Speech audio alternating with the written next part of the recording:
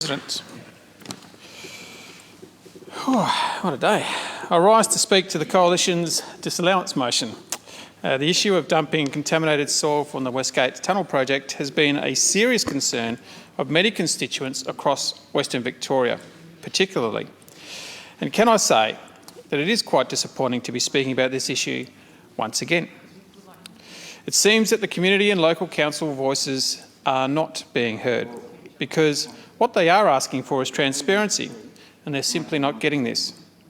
Although, as I write this speech, I note that additional consultancy was being established through the appointment of a community liaison officer when we had our recent briefing, who was tasked with providing that conduit between the community and the department, although time will tell. Just last sitting week, I asked a constituency question to the Environmental Minister. I raised the latest development in the toxic soil dumping issue, which is the approval by the EPA in sending the soil to Madeleine Brown coal in my electorate and to High Quality in Bulla. How can the EPA grant approval to dump toxic soil at these sites without being open and honest with the community about the risk-based trigger levels of PFAS whilst this soil is in containment? In other words, why redact information about what is a dangerous amount of a chemical that could leak into waterways and into Victoria's produce? The people of Bacchus Marsh have a right to know. Just a few months ago, I stood in this place and gave a very similar speech. I talked about a lack of community consultation, a lack of openness and conversation, in particular with Moorabool Shire Council, and the redacting of documents sought by those concerned. Indeed, I spoke to the collegiate group last week, who said they were yet to speak to the council. I do not envy the position of local firms who have been brought into a complex dispute between the government and Westgate project managers. But here we are, 7 months later, having the same conversations. And the soil is one thing. The roads used to transport the soil is another. During the most recent briefing, I was made aware that the traffic disruption due to occur in Bacchus Marsh whilst this soil has been transported from the Westgate Tunnel out into the regions will go on for at least around 2 years.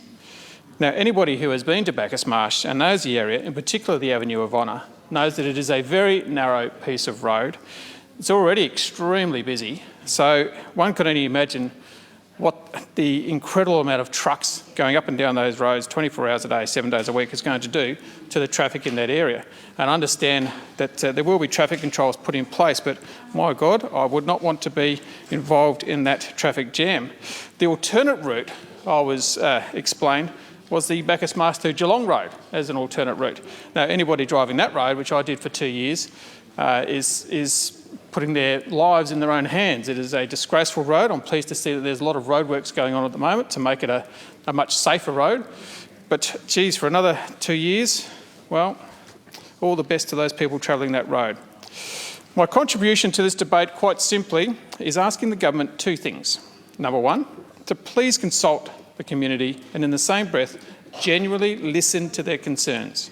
And number two, give the people of Bacchus Marsh, their council and their representatives the information that they need to make informed decisions about the impact of dumping the toxic soil.